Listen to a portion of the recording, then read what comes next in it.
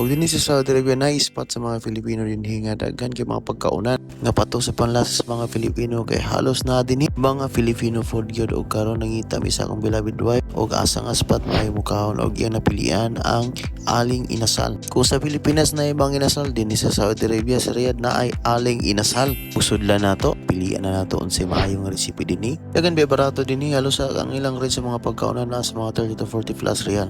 Og ganing aling inasal nga na sa Arabia halos pare-pareho ra gid siya sa mga inasal sa Pilipinas. Naabot sila yung mga manok, mga lamian o mga saminabaw, mga tumyang daghan kay imong pagpilian. Tapos sila yung mga salad, mga halo-halo o mga panglasa gid nga mga pang Filipino food na atanan din sa aling inasal.